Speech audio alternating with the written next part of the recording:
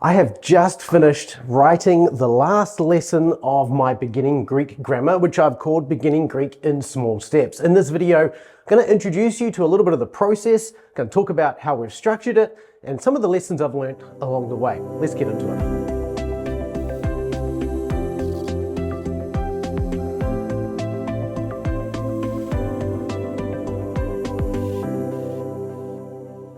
Well, it seems like a really long time, but we've actually finally finished the first draft, at least, of Beginning Greek in Small Steps. This is my first Beginning Greek grammar. I guess not many people would write more than one, would they? But this is a Beginning Greek grammar which I've written from scratch for an online environment. Most grammars that are out there today are written for a seminary environment, which means they expect you to be driven along by grades, semesters, and a degree that you want to graduate and receive. If you're not being driven along by those things, it needs to be a lot easier than it has been if you're going through the challenges of those existing grammars. And so we've really tried to make Beginning Greek in Small Steps the kind of grammar that is really helpful for people who aren't driven by those things, people who have got jobs and family responsibilities and ministry responsibilities as well. So we've really designed this to be as less demanding as possible, rather than challenging you with massive amounts of things to do and in every chapter and huge amounts of information to go through and understand. We've tried to make it really simple. And here's an example of what I mean by that. When I first started teaching through Mounts' Basics of Biblical Greek, when I created the lesson video for lesson 6, chapter 6 of that grammar, it was a 45-minute explanation of the material in that grammar. 45 minutes of one video for one lesson tells me that there's just too much in that chapter. So what we've done with Beginning Greek in Small Steps is really try to make each lesson no more than 15 to 20 minutes, and many of them are less than that. And we've tried to make the concepts much simpler. So in Mounts' Basics of Biblical Greek, chapter 6, you're introduced to the nominative and the accusative, masculine, neuter, and feminine, singular and plural, all in one lesson. And that's a lot of information to take in if you've never had to think through those concepts before. So we've done it a little bit differently in Beginning Greek in Small Steps. What we've done is we've actually broken the grammar into 5 sections. With each of those sections, there are 4 modules. After the end of each of those 4 modules, we have a review which goes through those 4 modules and what you've learned, to give you a break and a little chance to just sort of go back over things and solidify them as well. Each module is 4 modules per section. Each module has 3 lessons in it, and these lessons are quite short. So we've got 5 sections, 4 modules, 3 lessons per module, which gives you a grand total of about 60 lessons, bite-sized, small lessons that you can work your way through. And some of those lessons are much easier than other lessons, but it works out so that every week, if you do it with Biblical Mastery Academy, if you work through our program, then you will work through 1 to 3 lessons per week. Normally 2 lessons a week is the most common number that we kind of work on if you want to get through the thing in a year. Let me talk through the basic sections and highlight to you some of the key features of this grammar that set it apart from other grammars. First of all, like I mentioned, we have 5 sections. The first section is really just on basic sentence structure. We have the first module, which takes you through the symbols, the alphabet, and the sounds of the language. The second module is going to introduce you to basic sentence structure. And here's where we don't assume you actually know anything about grammar whatsoever. We take you through the basics of how the English language works in terms of its sentence structure, and then we explain how that is different from the sentence structure that we encounter in Koine Greek and most inflected languages. This introduces you to the subject and the object of a verb, namely the nominative and the accusative case. And at the same time, we're going to introduce you to the to-be verb, the eimi verb in Greek. In Module 3, we introduce then the aorist verb form. And this is where we start to take a real different turn from most grammars, which introduce the present tense form straight away after the eimi verb, if they indeed don't wait and introduce the eimi verb a little bit later on. Most grammars, though, introduce you to the present tense verb form because it's morphologically quite simple. However, we've gone in a different direction because the aorist verb form, there is some simplicity to it in the sense that the root of the aorist is pretty consistent. It's the present tense form that is inconsistent in the root. And so when people move from the present tense form to the aorist tense form, they get confused by the different forms of the aorist. So by starting with the aorist tense form, we get you used to seeing verbal roots. And then we introduce how those verbal roots change later on when we introduce you to the present tense form. This means then that the verb system appears more consistent when you read it and look at it from the point of view of an aorist first perspective. Yes, you've got to learn augments right up the front, but for the most part, this isn't too hard. And because what we do is we keep it simple, we keep you in the singular verbs to start with, and then we introduce plurals and so on. We just make this a little bit easier to work through and don't introduce you to as many concepts all at once. And beyond that, you're only starting with first aorist verbs, and some of those are pretty easy to sort of learn, and we make it even as easy as we possibly can. Certainly the feedback we've had on this so far has been really, really good, and I'm really excited about how working with aorists first makes such a difference from a pedagogical point of view. After you've done aorist verbs, then we introduce you to the genitive and dative, and this is where we go from singular nouns to plural nouns as well. And that completes section 1. Section 2 is on key modifiers that you find in Greek sentences, and this is where we introduce some of these other ideas. We actually start to introduce you here to the present tense form and second aorist forms as well. And this is where we introduce you to the way these roots are changed in the present tense form as well. This is perhaps one of the more challenging sections of the grammar so far, and I've already had to rewrite it once completely, and the rewrite seems to have made a huge difference, so I'm very thankful for that.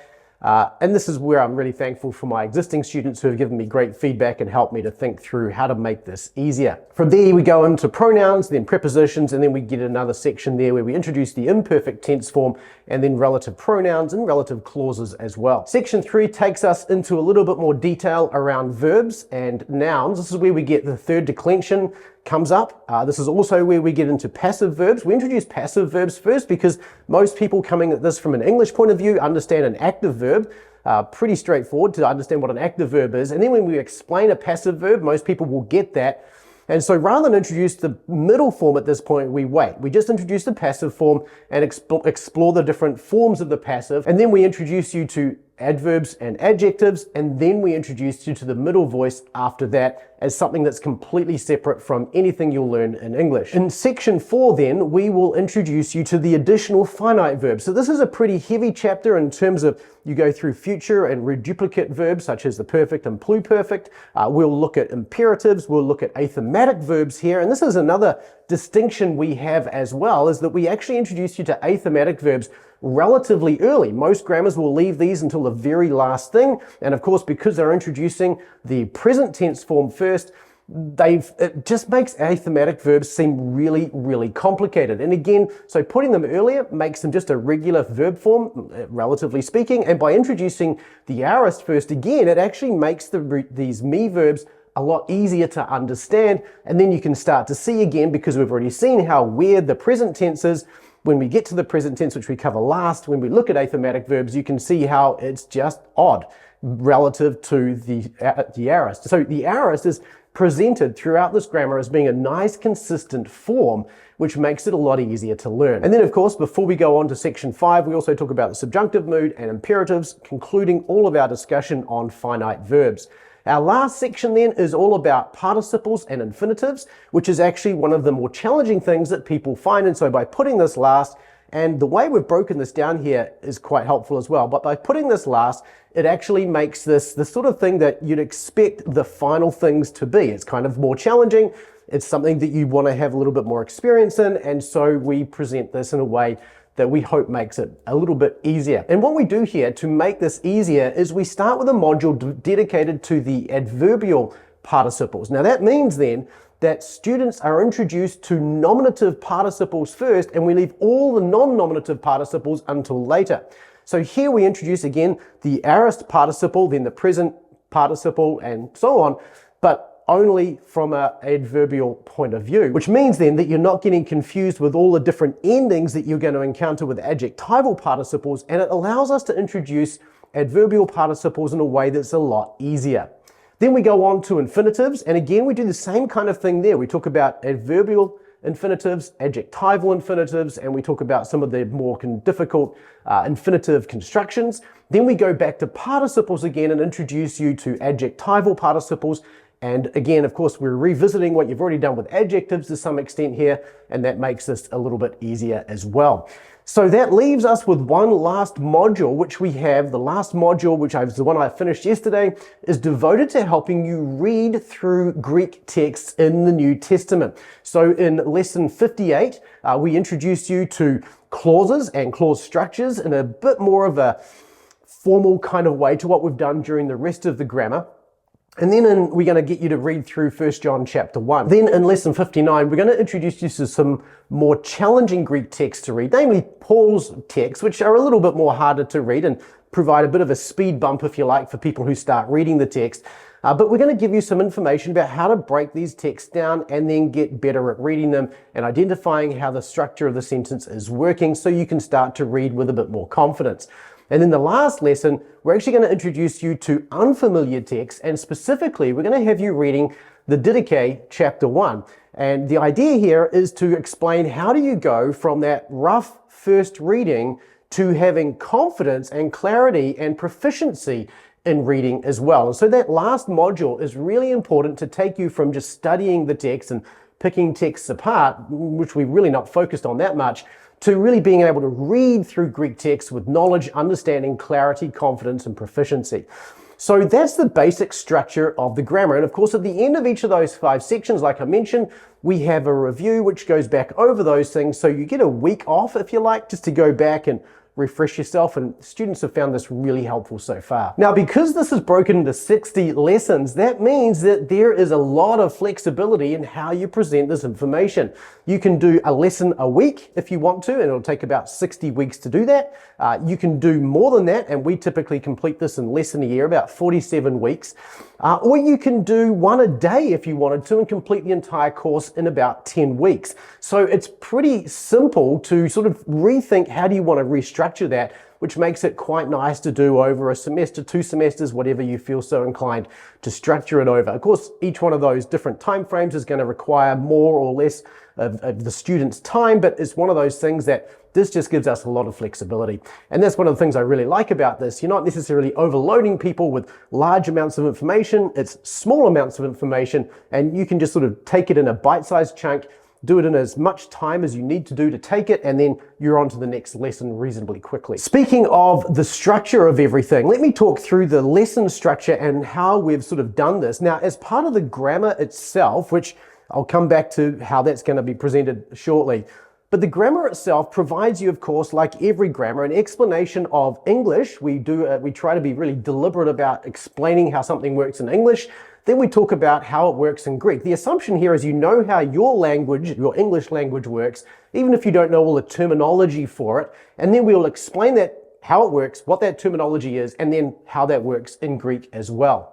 We also include in that charts on different forms and explaining how they work, particularly with different words. Things like athematic verbs will sort of work on the different athematic forms that you'll find, and you'll see all the different examples there, which makes it reasonably easy to sort of follow and memorize those things should you want to go and do that. At the end of each lesson though, because there's quite a lot of detail, one of the things we started off wanting to do is to make this a really simple and easy grammar to follow.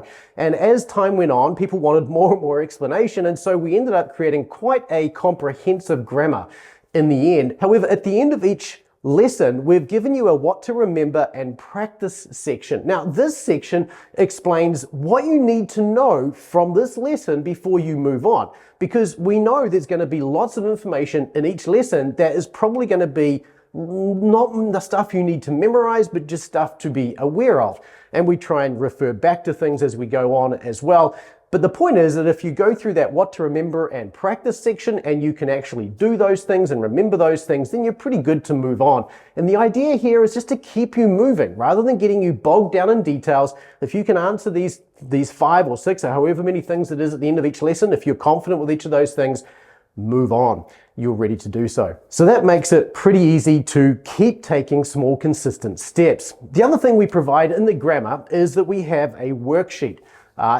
Currently, this is provided as part of the downloadable form inside the membership, but we're going to change this, and I'll talk about that in a moment. The worksheet itself consists of 3 parts. There's a learn section, which takes you through the key things you need to know from the section so that you can say, yes, I understand from that learn and that what to remember and practice section, I know these things.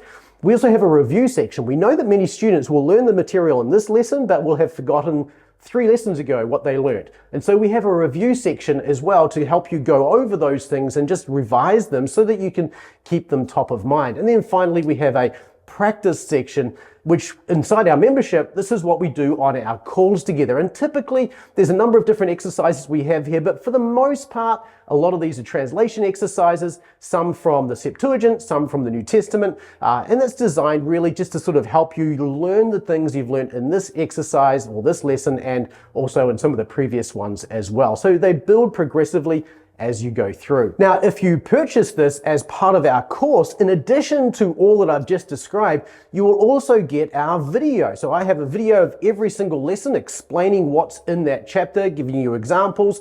We provide you with the downloadable grammar so you can download it for yourself, turn it into a personal book inside of Logos Bible software. And we also provide you with the electronic vocabulary as well. Now, let me just make a comment here about vocabulary.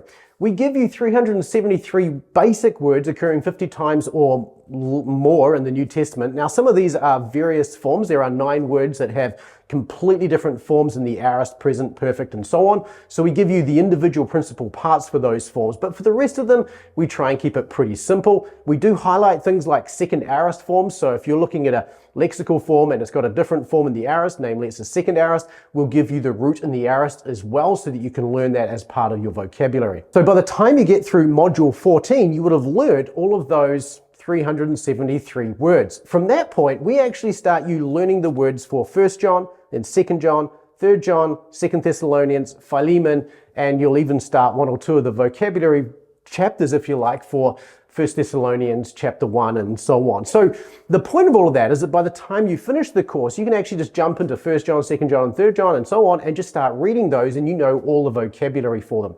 And that moves you directly into the rest of our program, which is our milestone structure, our success path, if you like, that has you reading through the New Testament in a structured kind of designed manner, designed to go from the easiest books to the most challenging.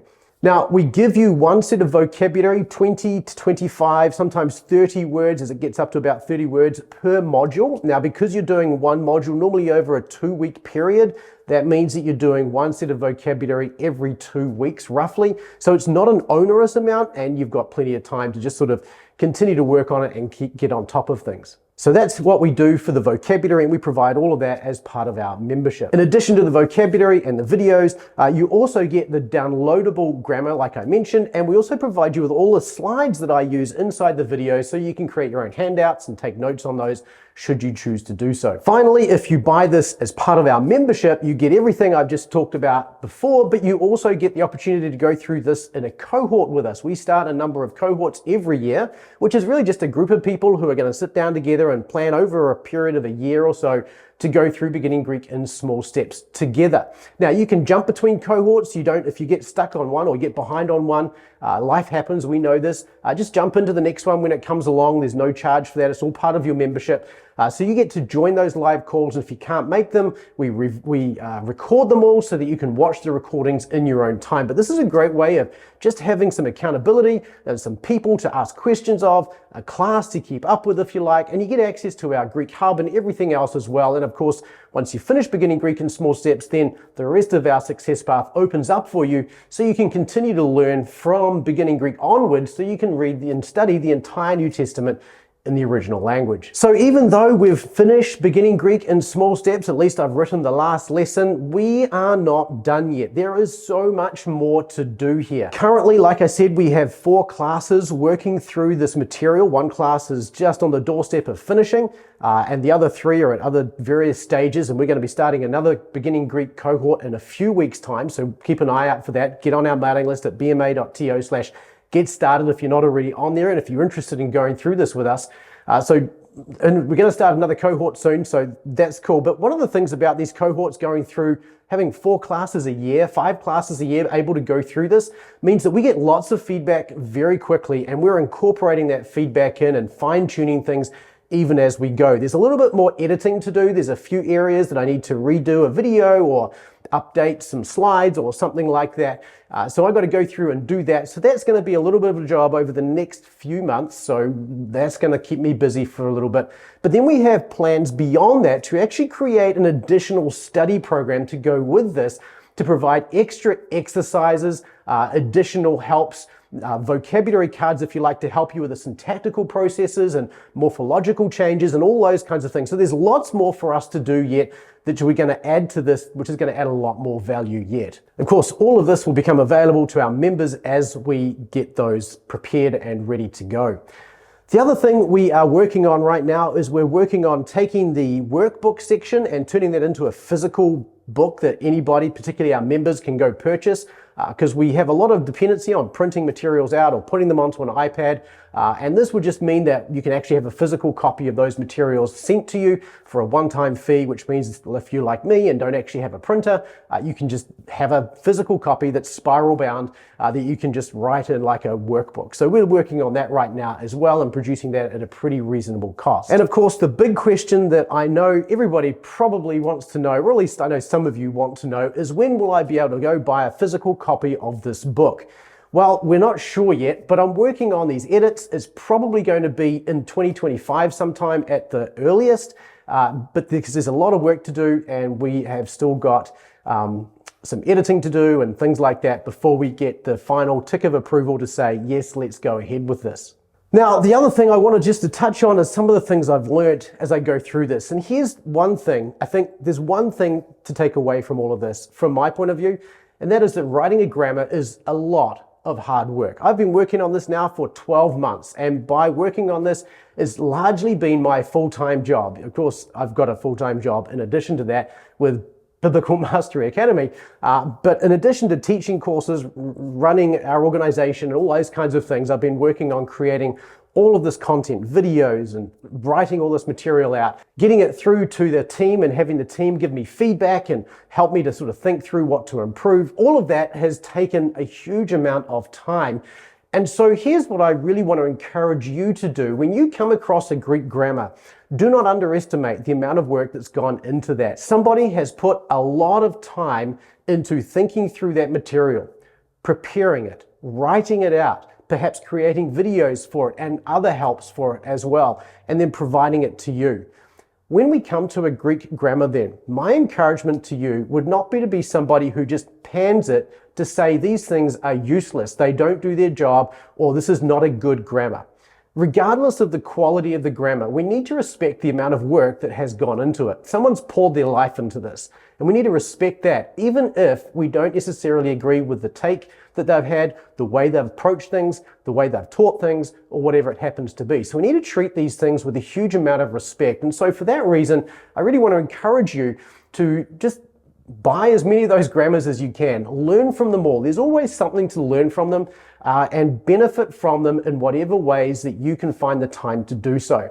I've used several grammars as I've been working through this beginning Greek grammar. I've leaned on Rodney Whitaker and Rodney Decker and Bill Mounts and Dr. Plummer and Ben Merkel and Dana Harris and a number of others. Dr. Black, there's a whole bunch of them that I've gone back to at some point to say, how did this person do that?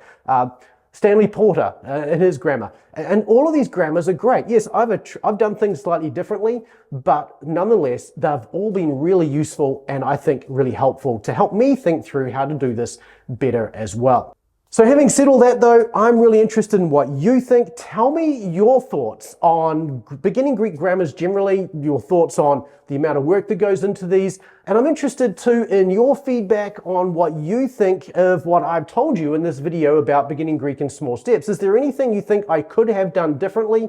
Anything that sounds like you have questions about it? Leave a comment below. I'd love to hear from you there, and I look forward to seeing you in the next video. Oh, and if you did get to this end part of this video, please leave me a book emoji in the comments below just to let me know you got here. Thanks so much for watching. Keep taking small, consistent steps toward mastery, and I look forward to seeing you and serving you in the next video.